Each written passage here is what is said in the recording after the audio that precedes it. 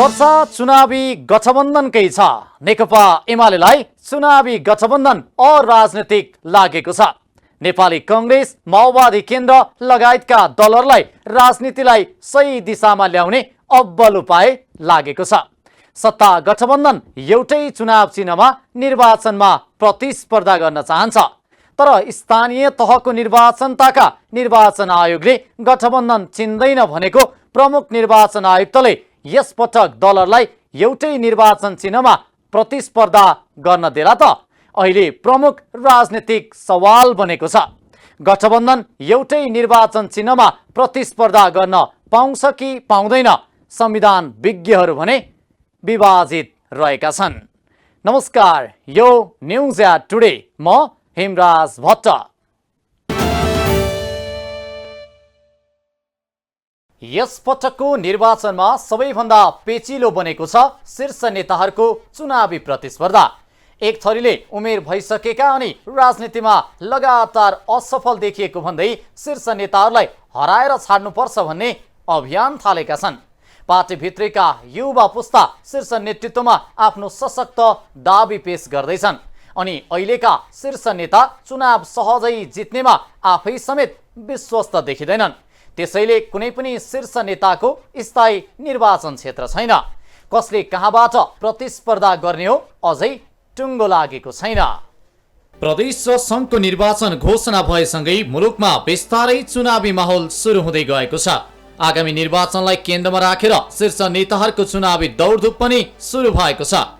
मुलुकको कार्यकारी पदमा पुगेका तथा पार्टीभित्र प्रभाव कायम गर्न सफल नेताहरू यसपटकको निर्वाचनमा कहाँ र कुन क्षेत्रबाट चुनाव लड्दैछन् यो आम चासोको विषय बनेको छ। शीर्ष नेताहरू निर्वाचनमा पराजित हुँदा उनीहरूको राजनीतिक भविष्यमाथि नै प्रश्न खडा हुने भएकाले शीर्ष नेताहरू निर्वाचन क्षेत्र छनौटमा निकै संवेदनशील देखिएका छन्। आफ्नो प्रभाव भएको तथा जित सुनिश्चित भएको क्षेत्रबाट निर्वाचन लडेर विजय सुनिश्चित गर्ने परिपाटी पुरानै हो। सोही अनुसार आगामी निर्वाचनमा पनि नेताहरूले आफ्नो अनुकूल हुने निर्वाचन क्षेत्र छनौटका लागि सुरसार गर्न थालेका छन्। कतिपय नेताहरूले अहिलेसम्म चुनावी क्षेत्रको टुङ्गो समेत लगाउन सकेका छैनन्। सुरक्षित सिट खोज्नमा नै कतिपय नेताहरूको समय व्यतीत भइरहेको छ। नेकपा माओवादी केन्द्रका अध्यक्ष पुष्पकमल दाहाल प्रचण्ड चितवन 3बाट निर्वाचनमा उठ्ने भएका छन्। उनको मतदाता नामावली भरतपुर महानगरपालिका वार्ड नम्बर 4 लङ्कुमा छ। प्रचण्ड पहिलो संविधान सभा निर्वाचनमा रोल्पा 2 र काठमाडौँ 10बाट निर्वाचित भएका थिए। उनी दोस्रो संविधान सभा निर्वाचनमा काठमाडौँ 10 र सिराहा 5बाट पनि उठेका थिए। दोस्रो संविधान सभा निर्वाचनमा काठमाडौँ 10मा नेपाली कांग्रेसका नेता राजन केसीसँग उनी पराजित भएका थिए। नेकपा माओवादी केन्द्रका अध्यक्ष प्रचण्डको चुनावी क्षेत्र निर्वाचन पछि फेरिँदै गएको छ। उनी काठमाडौँ, रोल्पा, चितवन र सिराहाबाट चुनाव लडिसकेका छन्। उनले चितवनलाई नै चुनावी क्षेत्र मानेको घोषणा गरिसकेका छन्। तर उनको ध्यान सिन्धुलीमा पनि गएको चर्चा चलिएको छ। यस्तै उनलाई नेता कार्यकर्ताले गोर्खाबाट चुनाव लड्न पनि आग्रह गरेका छन्। यस्तै नेपाली कांग्रेसका सभापति समेत रहनुभएका प्रधानमन्त्री शेरबहादुर देउवाले 6 पटक डडेलधुराबाट चुनाव जितिसकेका छन्। उनी र विजय कुमार गच्छेदार मात्रै 6 पटक लगातार संसदको चुनाव जित्ने नेताका रूपमा इतिहासमा नाम लेखाउन सकेका छन्। देउवा फेरि यसपटक पनि डडेलधुराबाट नै चुनाव लड्ने सम्भावना छ। अब उनको ध्यान कञ्चनपुर या समानुपातिक तर्फ पनि गएको चर्चा चलिएको छ। यसअघि पनि देउवाले डडेलधुरासँगै कञ्चनपुर र कैलालीबाट प्रतिस्पर्धा गरिसकेका छन्। नेकपा एमालेका अध्यक्ष केपी शर्मा ओलीले झापा क्षेत्र नम्बर 5बाट चुनाव जितेका हुन्। उनी यसपटक पनि झापाबाटै चुनाव लड्ने चर्चा चलिएको छ। ओली झापाबाट 2064 सालमा एक पटक मात्रै चुनाव हारेको रेकर्ड छ। नेकपा एकीकृत समाजवादी पार्टीका अध्यक्ष माधव कुमार नेपालको गृह जिल्ला रौतहट हो। तर उनको बसाई काठमाडौँको कोटेश्वरमा रहेको छ। उनले अघिल्लो निर्वाचनमा काठमाडौँबाटै प्रतिस्पर्धा गरेर जितेका थिए। रौतहटबाट पनि चुनाव लडेर जितेको इतिहास छ। तर 2064 सालको पहिलो संविधान सभा निर्वाचनमा उनी काठमाडौँ र रौतहट दुवै क्षेत्रबाट पराजित हुन पुगेका थिए। काठमाडौँमा माओवादीका झक्कु सुवेदी र रौतहटबाट स्वतन्त्र उम्मेद्वार बब्बन सिंहले नेपाललाई पराजित गरेका थिए। त्यस निर्वाचनमा दुवै स्थानबाट पराजित भए पनि मन्त्री परिषदको कोटामा नेपाल संविधान सभा सदस्य भएका थिए र यसै संविधान सभा सदस्यबाट प्रधानमन्त्री पनि चुनिएका थिए। दुई ठाउँमा हारेर पनि प्रधानमन्त्री बनेको भन्दै नेपालको बेला बेलामा आलोचना समेत हुने गर्दछ। नेपाल यसपटक काठमाडौँबाट नभई रौतहटबाट चुनाव लड्ने चर्चा छ। काठमाडौँमा स्वतन्त्र उम्मेद्वारहरूको चुनौती बढ्न थालेपछि उनले रौतहटलाई नै मजबुत चुनावी क्षेत्र बनाउन सक्रियता बढाएका छन्। यस्तै पूर्व प्रधानमन्त्री समेत रहनुभएका समाजवादी पार्टीका नेता डाक्टर बाबुराम भट्टराई गोर्खाबाट चुनाव लड्ने तयारीमा छन्। 3 पटक गोर्खाबाटै चुनाव जितेका उनलाई यस पटक भने चुनौती बढी देखिएको छ। विगतमा पनि गोर्खामा चुनौती देखिएपछि गोर्खा र रूपन्देहीबाट निर्वाचन लडेका भट्टराई रूपन्देहीमा पराजित भएका थिए। यस पटक भट्टराईको ध्यान गोर्खा क्षेत्र नम्बर 1 तिर नै रहेको छ। जनता समाजवादी पार्टीका अध्यक्ष उपेन्द्र यादवको गृह जिल्ला सुनसरी हो। 2074 सालको निर्वाचनमा सप्तरी 2 बाट उनी निर्वाचित भएका थिए। सुनसरीमा उनलाई चुनाव कठिन हुने भएपछि सप्तरी सरे। यसपटक पनि उनी सप्तरीबाटै चुनाव लड्ने चर्चा छ। कतिपय विश्लेषकले यसपटक उनी वीरगञ्ज जान सक्ने पनि आकलन गर्न थालेका छन्। उपेन्द्र यादवजीको निर्वाचन हरेक निर्वाचनमा फरक पर्दो रहेछ। उहाँको क्षेत्र, उहाँले निर्वाचन पिछै क्षेत्र परिवर्तन गर्नुहुन्छ। तर उहाँको कुनै फिक्स क्षेत्र छैन हैन। त्यस कारणले पनि यो खासै विवाद नहोला, किनभने अधिकांश मान्छेको बुझाइ के छ भने उपेन्द्र यादवजी जुन निर्वाचन क्षेत्रबाट एकचोटि विजित हुनुहुन्छ त्यहाँ उहाँले गरेको कमिटमेन्ट पुरा नगरेका कारणले उहाँ पुनः त्यही ठाउँमा विजित हुने सम्भावना न्यून हुँदो रहेछ। अनि उहाँले अर्को ठाउँ रोज्नुहुन्छ। पहिला विराटनगरतिर उठ्नुभएको थियो, त्यसपछि सुनसरी, त्यसपछि अहिले सप्तरी, अब चाहिँ वीरगञ्जतिर जाने कुरा गाईगुई छ। लोकतान्त्रिक समाजवादी पार्टीका अध्यक्ष महन्त ठाकुरले महोत्तरी 3 बाट चुनाव जिते। उनी विगतमा सर्लाहीबाट चुनाव लड्दै आएका थिए। चुनाव हारेको इतिहास पनि छ। नेपाली कांग्रेसबाट अलग भएर नयाँ पार्टी खोलेका उनलाई नेपाली कांग्रेसकै अमरेश कुमार सिंहले पराजित गरेका थिए। यसपटक पनि उनको ध्यान महोत्तरीबाट चुनाव लड्नमै देखिन्छ। ठाकुर समानुपातिकमा बसेर नयाँ पुस्तालाई अवसर दिने सम्भावना पनि रहेको बुझिएको छ। यसैगरी राप्रपाका अध्यक्ष राजेन्द्र लिङदेनले झापा क्षेत्र नम्बर 3 बाट चुनाव जित्न सकेका थिए। उनी 2074 सालमा चुनाव जित्ने राप्रपाका एक मात्रै सांसद बने। त्यसबेला राप्रपाले स्थानीय रूपमा नेकपा एमालेसँग तालमेल गरेको थियो। पार्टीबाट चुनाव जित्ने एकमात्र व्यक्ति भएकै कारण उनलाई राप्रपाको अध्यक्ष बन्ने सफलता पनि प्राप्त भयो। यसपटक पनि लिङदेन झापाबाटै चुनाव लड्ने चर्चा छ।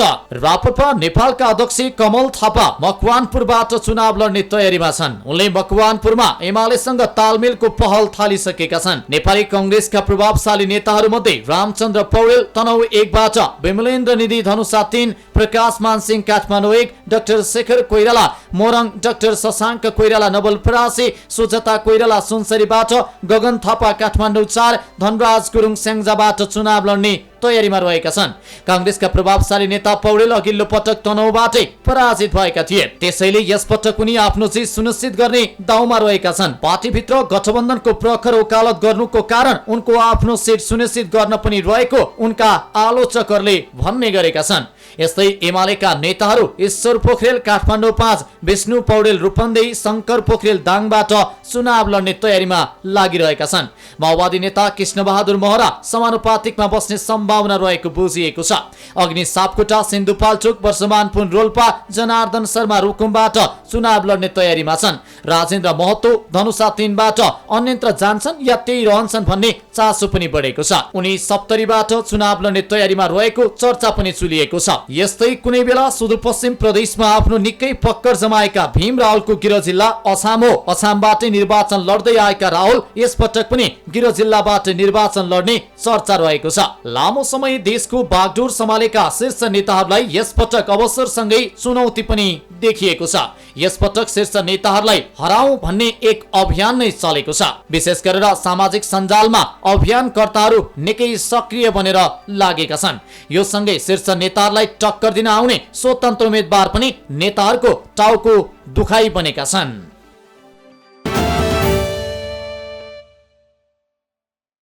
संघीय लोकतान्त्रिक गणतन्त्र नेपालको संविधानले देशमा रहेका विभिन्न जात जाति, समुदाय, वर्ग र आदिवासी जनजाति सबैको केही अधिकार सुनिश्चित गरेको छ। हरेक समुदायको असन्तुष्टि छ र थप प्राप्तिका लागि सङ्घर्ष पनि जारी छ।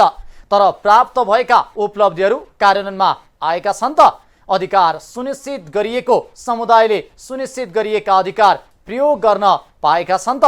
विश्व आदिवासी जनजाति दिवसको यो सन्दर्भ आदिवासी जनजातिलाई सुनिश्चित गरिएको अधिकारको के अवस्था छ? राज्यले उनीहरूप्रति गरेको व्यवहारप्रति उनीहरूको के छ धारणा? प्रस्तुत छ यो विवेचनात्मक रिपोर्ट।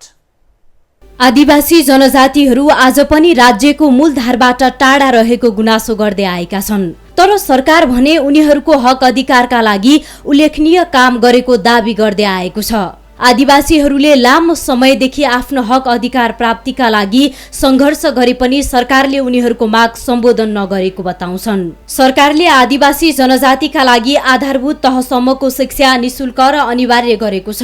तर अझै पनि दूरदराजका गाउँ बस्तीमा आदिवासी जनजातिहरू शिक्षाबाट वञ्चित छन्। विद्यालयमा चर्को शुल्क तिर्दै आइरहेका अभिभावकहरू सरकारले जनजातिका लागि ल्याएको निशुल्क शिक्षा सम्बन्धी नीति कहिले कार्यान्वयन हुन्छ भन्ने पर्खाइमा छन्। शुल्क महँगो भए पनि शिक्षाको गुणस्तरमा कुनै सुधार नभएको अभिभावकहरूको भनाइ छ। त्यस्तै आदिवासीका लागि निशुल्क आधारभूत स्वास्थ्य सेवा लिने व्यवस्था गरे पनि कयौं व्यक्तिहरू औषधि उपचारको अभावमै अकालमै ज्यान गुमाउने गरेका छन्। सडक सञ्जालसँग नजोडिएका पहाडी जिल्लाका आदिवासी जनजाति महिलाहरू गर्भवती अवस्थामा उपचार नपाएर अकालमै ज्यान गुमाउन बाध्य छन् भने पौष्टिक आहारको कमीले गर्दा बालबालिकाहरू कुपोषणको शिकार हुने गरेका छन्।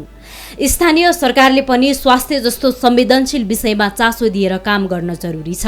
स्वास्थ्य सम्बन्धी विषयमा चाहिँ मैले बुझेअनुसार खोटाङमा धेरै मुद्दा आएको निकै बढी घटना घटेको चाहिँ सुत्केरी अवस्था हुन्छ। यो सुत्केरी अवस्थामा चाहिँ पहाडी भेग भएर पनि होला सायदै हेलिकप्टरबाट चार्टर गरेर काठमाडौँ लानुपर्ने स्थिति हुन्छ, विराटनगर लानुपर्ने स्थिति हुन्छ र अन्य विभिन्न चाहिँ औषधिको विषयमा पनि जुन सरकारले तोकिएको रेट अथवा जुन सरकारले राखिएको प्रकार हुन्छ नि औषधिको प्रकारहरू, त्यो औषधिको प्रकारहरू पाइरहेको अवस्था छैन। जस्तो कि स्वास्थ्य चौकी भयो कुनै पनि पालिकामा होस् चाहे वडामा होस्, त्यो चाहिँ 32-35 प्रकारको हो क्या अहिले त्यस्तो सबै त्यस्तै गर्छ।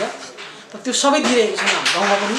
र जिल्ला हस्पिटलकै हिसाबमा हेर्ने भने पनि एकदमै गाह्रो विषय छ हामी आदिवासी जनजातिहरूलाई चाहिँ। त्यस कारणले गर्दाखेरि यो गाह्रो मुख्य विषय चाहिँ अलिकति हाम्रो जनप्रतिनिधिहरूले स्वास्थ्यमा ध्यान नदिएको हो कि शिक्षा अथवा त्यो सरकारी स्कुलमा चाहिँ सेवा सुविधा जनजातिलाई चाहिँ मलाई लाग्दैन कि त्यस्तोहरूमा जुन सरकारमा नीति शिक्षा नीति छ त्यो अनुसार चाहिँ छैन। किनभने अब सामान्य त्यहाँ जे छ शिक्षा स्कुलको नियम अनुसार नै हामी सबै अभिभावकहरूले चाहिँ हामीले चाहिँ उहाँहरूकै निर्णय लाग्नुपर्ने हुन्छ। अब जस्तै कहिलेकाहीँ स्कुलमा इक्जामको फी पनि लिनुहुन्छ र परीक्षामा मेरो छोरी पनि यही सावित्रा मावि वडा नम्बर 3मा पढ्दैछ। उसले पनि अब सुरुदेखि नै जे थियो त्यहाँको अलिअलि लागतहरू बुझाउँदै गर्नुपर्छ र जुन कक्षामा पढ्दैछ जस्तै कम्प्युटर कक्षा भन्छ अरू के कोर्सहरू हुन्छ त्यो पैसा चाहिँ लिइरहनुहुन्छ। तर भने जस्तो अब शिक्षाको नियमअनुसार चाहिँ र नगरले बनाएको नीतिअनुसार चाहिँ सजिलो चाहिँ छैन। त्यो पनि अब अलिअलि स्कुललाई सहयोगको लागि पनि हामीले दिनुपर्छ भन्ने पनि लाग्छ। आदिवासी दिवसको अवसरमा प्रधानमन्त्री शेरबहादुर देउवाले नेपालको सबैभन्दा ठूलो समुदाय आदिवासी जनजातिको सर्वाङ्गीन विकास गरेर मात्रै नेपालको समृद्धिको सपना यथार्थमा परिणत हुने बताएका छन्। उनले आदिवासी जनजातिहरूलाई राज्यको कुनै पनि अवसरबाट वञ्चित हुन नदिन सम्बन्धित सबै पक्ष मिलेर काम गर्न आग्रह पनि गरेका छन्। तर दिवसको अवसरमा मात्रै जनजातिका मागहरूले औपचारिकता पाउने गरेको छ। नेपालको सबैभन्दा ठुलो समुदाय आदिवासी जनजातिको सर्वाङ्गीन विकासका लागि मात्रै समृद्ध नेपालको सपना यथार्थमा परिणत भएकोले यसको लागि सावधानी कार्य गर्न यो सबैलाई हामी अनुरोध चाहन्छु। आफ्नै मातृभाषा, परम्परा, रीतिरिवाज, छुट्टै सांस्कृतिक पहिचान, सामाजिक संरचना, लिखित वा अलिखित इतिहास भएको जाति वा समुदाय नै आदिवासी जनजाति हुन्। पृथ्वीमा बोलिने कुल 7000 भाषामध्ये आदिवासीले नै धेरै भाषा बोल्छन्। उनीहरूले 3000 विभिन्न सभ्यताको पनि प्रतिबिम्बन गरिरहेका छन्। आदिवासी जनजाति विशिष्ट सांस्कृतिक अभ्यास गर्छन् र त्यसलाई एउटा पुस्ताबाट अर्को पुस्तामा हस्तान्तरण गर्छन्। आदिवासी संस्कृतिले मानिस र वातावरणलाई जोड्ने बलियो भूमिका पनि खेल्छ। अलग अलग आदिवासी बीच उल्लेख्य सांस्कृतिक भिन्नता देखिन्छ। आदिवासीले वर्षौंदेखि आफ्नो पहिचान, जीवनशैली र ती बसोबास गर्दै आएको परम्परागत जमिन, भूगोल र प्राकृतिक स्रोतमाथिको दाबीलाई अरू मानिसले पनि स्वीकारून् भन्ने चाहेका हुन्छन्। तर इतिहास हेर्ने हो भने तिनको अधिकार सधैँ हनन भएका छन्। संविधानले सम्बोधन गरेको छ, तर पनि उनीहरूको स्थितिमा अहिलेसम्म धेरै ठूलो परिवर्तन आउन सकेको छैन। संविधानमै अझै पनि केही कमीहरू छन् भने कार्यान्वयनमा पनि समस्या छन्। स्वाभाविक भन्न सकिन्छ, किनभने संविधानले जे कुरो दिएको छ नि, अधिकार दिएको छ, सबै कुरो अहिलेको सरकारले अथवा सरकारमा रहेका सरकारका निकायहरूले काम गर्न सकेका छैनन्। अनि त्यो अनुसारको एउटा कानुन बनिएको छैन। दोस्रो के तल्लो तह कतै मातहतका निकायहरूसँग चाहिँ उनीहरूले के भन्छ समन्वय गरेर यसरी जानुपर्छ भन्ने ढङ्गले कुराहरू गर्न सकिरहेको छैन। संविधानले जे अधिकार दिएको छ त्यही व्यवहारमा हामीले त्यो कुरा पाल्न सकेका छैनौँ। सबै जनजातिहरूले मलाई लाग्छ चाहिँ यो क्रमिक रूपले चाहिँ यसको चाहिँ अब अगाडि बढ्छ र आम चाहिँ एउटा तल्लो लेभलमा भनौँ अहिले स्थानीय निकाय छन्, स्थानीय निकाय चाहिँ गाउँपालिका, नगरपालिका, त्यसै गरी प्रदेश भनौँ, त्यसमा पनि अलिकति त्यहाँ पनि त्यही खालको कानुनहरू बनेर अगाडि बढ्नुपर्ने हुन्छ। यसले पनि अलिकति समय लिन्छ। हामी त्यसलाई कार्यान्वयन गर्ने पक्षमा, संविधानले दिएको अधिकारहरूलाई कार्यान्वयन गर्ने पक्षमा छौँ। नेपालको संविधानले मातृभाषामा शिक्षा लिन पाउने मौलिक हकको व्यवस्था गरेको छ। केही स्थानीय तहले पाठ्यक्रम निर्माणको तयारी गरिरहेका छन्, तर अधिकांश स्थानीय तहले भने मातृभाषाको पाठ्यक्रम निर्माण र कक्षा सञ्चालनको कुनै तयारी गरेका छैनन्। राष्ट्रिय शिक्षा नीति 2076ले पनि स्थानीय तहलाई मातृभाषा सम्बन्धी पाठ्यक्रम बनाउन सक्ने अधिकार दिएको छ। पाठ्यक्रम विकास केन्द्रका अनुसार कक्षा 1 देखि 8 सम्मको मातृभाषाको पाठ्यपुस्तक बनाउने अधिकार स्थानीय तहलाई छ। स्थानीय तहले आफ्नो क्षेत्रको मातृभाषा, लिपि, साहित्यिक एवं संस्कृतिको संरक्षण तथा विकासका लागि सो भाषाको पठन पाठन गर्न सक्छ।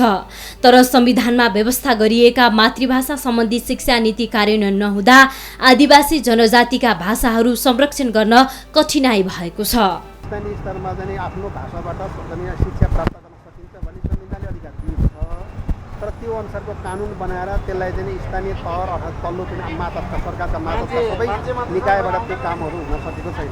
कतिपय चाहिँ ठाउँहरूमा, कतिपय स्थानमा, कतिपय चाहिँ समुदायले आफ्नो भाषामा पाठ्यपुस्तकहरू तयार गरी त्यसले पठन पाठनको लागि पनि अगाडि बढाइएको छ। तर समग्र सबै जनजातिहरूको बारेमा चाहिँ त्यो कुरो लागू भइसकेको छैन, लागू गर्ने चरणमा छ। विक्रम सम्वत 2046 सालको राजनीतिक परिवर्तनपछि बनेको संविधानले नेपालमा उत्पीडित जात जाति भाषाभाषीहरू आफ्नो सामूहिक हक अधिकारका निम्ति संगठित हुने, मातृभाषामा पत्र पत्रिका प्रकाशन गर्ने, परम्परागत संस्कार संस्कृतिहरूको उजागर गर्ने अधिकार दिएपछि जातीय संस्थाहरू खुल्ने क्रम सुरु भयो। तीनै जातीय संस्थाहरूको एकीकृत पहलमा 2047 सालमा नेपालमा आदिवासी जनजाति महासंघ गठन भयो। पछि सरकारले आदिवासी जनजाति उत्थान राष्ट्रिय प्रतिष्ठान ऐन 2058 जारी गर्यो। सोही ऐन अनुसार 59 थरी आदिवासी जनजातिलाई सूचीकृत गरेकोमा हाल 1 थरी आदिवासी राणा थारू थप्दै 60 पुर्याएको छ। ती 60 आदिवासी जनजाति महासंघले नेपालका जनजातिलाई लोपोन्मुख समूह, अति सीमान्तकृत समूह, सुविधा वञ्चित र समूह उन्नत समूह गरी 5 समूहमा विभाजन गरेको छ।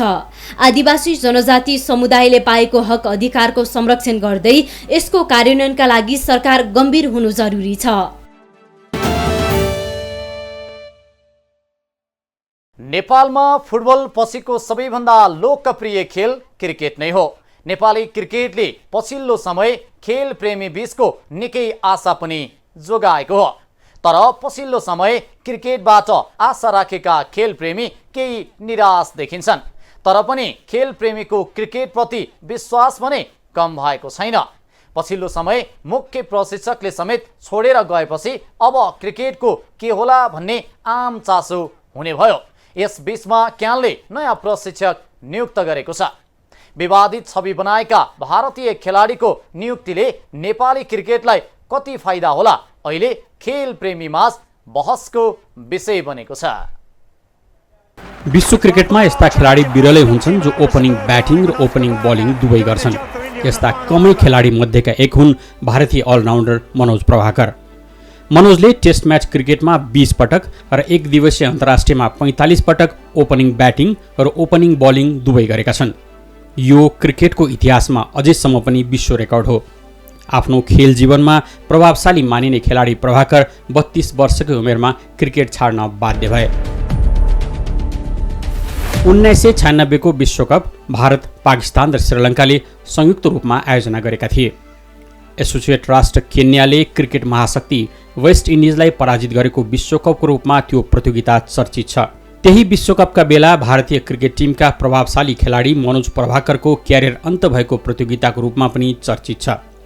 विल्स क्रिकेट विश्वकपको 2 मार्च 1996 को त्यो दिन भारतको राजधानी नयाँ दिल्लीको फिरोज शाह कोटला क्रिकेट मैदानमा श्रीलङ्का र भारतबीच लिग चरणको प्रतियोगिता थियो। टस हारेर पहिले ब्याटिङ गरेको भारतले निर्धारित 50 ओभरमा 271 रन बनाएर श्रीलङ्का सामु 272 रनको लक्ष्य राखेको थियो। तत्कालीन क्रिकेटका हिसाबले त्यो निकै राम्रो स्कोर थियो, जसमा भारतको जित सुनिश्चित जस्तै हुन्थ्यो। भारतका स्टार ब्याट्सम्यान सचिन तेन्दुलकरले 136 रनको 8 चौका र 6 छक्का सहितको पारीबाट भारतीय खेलप्रेमी गदगद थिए। त्यसै बेला श्रीलङ्काका सनथ जयसूर्य र रोमेश कलोवितरणा विश्व क्रिकेटमा विस्फोटक ओपनिङ ब्याट्सम्यानको रूपमा उदाउँदै थिए। तिनै ओपनिङ ब्याट्सम्यानहरूलाई पहिलो ओभर लिएर आए मनोज प्रभाकर, जसको पहिलो ओभरमा नै रोमेश कलोवितरणाले 11 रन स्कोर गरे। त्यसपछि खेलको तेस्रो ओभर गर्न आएका प्रभाकरको दोस्रो ओभरमा सनथ जयसूर्यले 22 रन प्रहार गरेर विस्फोटक पारी खेले। प्रभाकरले 2 ओभरमा 33 रन खर्चिएपछि दिल्लीको आफ्नै होम ग्राउन्डमा प्रभाकर विरुद्ध हुइटिङ हुन थाल्यो। कप्तान अजरुद्दिनले उनलाई बलिङबाट हटाए। खेलको मध्यमा प्रभाकर फेरि 2 ओभर गर्न आए, तर सधैँ तीव्र गतिमा बल फाल्ने प्रभाकरले त्यसबेला अफ स्पिन गर्नु पर्यो। 2 ओभरमा उनले थप 14 रन खाएर कुल 4 ओभरमा 47 रन खर्चिए, जुन तत्कालीन समयमा कुनै पनि बलरले खाएको अधिकतम रन थियो। त्यसैले खेलपछि प्रभाकर भारतीय क्रिकेटमा फर्किएर आउन सकेनन्। उनले 32 वर्षको उमेरमा खेलबाट सन्यास लिनु पर्यो। त्यो एक खेलबाट क्यारियर समाप्त हुनु अघि उनले लगातार 12 वर्ष भारतीय टोलीमा प्रमुख खेलाडीको रूपमा योगदान गरेका थिए। 12 वर्ष भारतीय क्रिकेट खेलेका प्रभाकर यस्ता खेलाडी हुन् जो म्याच फिक्सिङको आरोपमा 5 वर्ष कुनै पनि स्तरको क्रिकेट प्रतियोगिता खेल्नबाट प्रतिबन्धित भए। सन् 1979 तिनै मनोज प्रभाकरले तत्कालीन चर्चित भारतीय न्युज म्यागजिन तहल्काको अन्डर कभर रिपोर्टरको रूपमा भारतीय क्रिकेटमा म्याच फिक्सिङको भण्डाफोर गरेका थिए। प्रभाकरले भारतका महानतम खेलाडी मध्येका एक कपिल देवले आफूलाई म्याच फिक्सिङ गर्न प्रलोभन दिएको आरोप लगाएपछि भारतीय क्रिकेटमा तहल्का मचिएको थियो। एक चुप बैठता है, झूठ छुपाने के लिए उनको कितने झूठ बोलने पड़ते हैं ये आप सब लोगों ने आज देखा है। और मैं सच को छुपाने के लिए आज कहाँ कहाँ नहीं गया, मैं हर उस दरवाजे पे जाके मैंने नॉक किया जो इस मामले को जानते थे, मगर मेरे सामने सबने यही कहा कि हाँ ऐसा हुआ था। तर भारतलाई 1984 पहिलो पटक विश्वकप विजेता बनाएर देशमा निकै लोकप्रियता कमाएका तत्कालीन क्रिकेट कप्तान कपिल देवले प्रभाकरको आरोपको प्रतिवाद गरे। सबै खेलप्रेमी र खेलाडी कपिल देवको समर्थनमा उभिए। I don't know. Have ever you heard from anybody else? No, one person coming out and you're giving him front page story. Tell him once for all, come forward and talk. You want to fight in the ring? Fight in the ring. Be a tiger. Don't be a mouse. तर त्यसपछि भारतीय cricket board सहित आईसीसीले उनैमाथि match फिक्सिङको आरोप लगायो। आरोप प्रमाणित भएपछि प्रभाकर प्रतिबन्धित भएका हुन्। मनोज प्रभाकरले क्रिकेटबाट सन्यास लिएपछि राजनीतिमा पनि आफ्नो भाग्य खोज्ने प्रयास गरे। प्रभाकरले सन् 1996 को भारतीय संसदीय निर्वाचनमा कांग्रेस पार्टीको उम्मेद्वार बनेर राजधानी दिल्लीबाट प्रतिस्पर्धा गरे, तर सफल हुन सकेनन्। निर्वाचनपछि भारतीय नेता एनडी तिवारीले कांग्रेससँग अलग भएर तिवारी कांग्रेस पार्टी स्थापना गर्दा प्रभाकर तिवारीसँगै देखिए, तर उनको राजनीतिक महत्त्वाकांक्षा लामो समय टिक्न सकेन। उनी टिभीमा क्रिकेट एक्सपर्टको रूपमा फेरि क्रिकेटमा फर्किए। मनोज प्रभाकरको केही समय क्रिकेट कोचको रूपमा पनि अनुभव रहेको छ। सन् 2011 मा उनी भारतीय राज्य दिल्लीको रणजी टिमको बलिङ कोच नियुक्त भए। दिल्लीको टिममा बलिङ कोच रहँदा केही समयमा नै विवादका कारण उनी बर्खास्त भएका थिए। त्यस लगत्तै उनी राजस्थानको रणजी टिमको मुख्य प्रशिक्षक नियुक्त भए। प्रभाकरसँग उत्तर प्रदेशको टिमलाई कोचिङ गरेको अनुभव पनि छ। दिल्ली टिमसँग रहँदा खेलाडी र सेलेक्टरलाई सार्वजनिक रूपमा आलोचना गरेको आरोप उनीमाथि लागेको थियो। केही समयपछि सन् 2015मा उनी अफगानिस्तानको राष्ट्रिय क्रिकेट टोलीका बलिङ कोच नियुक्त भए। नेपाली क्रिकेट टोलीमा मुख्य कोचको रूपमा नियुक्त भएका पछिल्ला अन्तर्राष्ट्रिय कोचहरूको तुलनामा प्रभाकरसँग अन्तर्राष्ट्रिय टोलीलाई प्रशिक्षण गरेको अनुभव छैन। तर भारतीय रणजी टिमको अनुभव नेपाली क्रिकेट टोलीलाई काम लाग्न सक्छ। विशेष गरी ब्याटिङ र बलिङमा प्रभाकरको दक्षताको पनि लाभ लिन सम्भव हुन्छ। नेपाली ब्याटिङ सुधार्न प्रभाकर प्रभावकारी हुन सक्छन्। तर भारतीय बोर्डले नेपाली क्रिकेटलाई सहयोग गरोस् वा भारतीय रणजी टोलीसम्म भए पनि नेपाली टोलीले खेल्न पाए खेल सुधार हुन्थ्यो कि भन्ने अपेक्षा प्रभाकरबाट पुरा नहुन सक्छ। प्रभाकरको भारतका प्रभावशाली खेलाडीहरूसँग त्यति राम्रो सम्बन्ध छैन। कपिल देवलाई त उनले म्याच फिक्सिङको आरोप नै लगाएका थिए भने सुनिल गावस्कर, नवजित सिद्धू जस्ता खेलाडी र केही क्रिकेटका प्रभावशाली व्यक्तिहरूलाई उनले स्टिङ अपरेसनको पात्र समेत बनाएका थिए। प्रभाकरको हकी स्वभाव पनि नेपाली क्रिकेटलाई कति फाप्ला भन्न सकिन्न।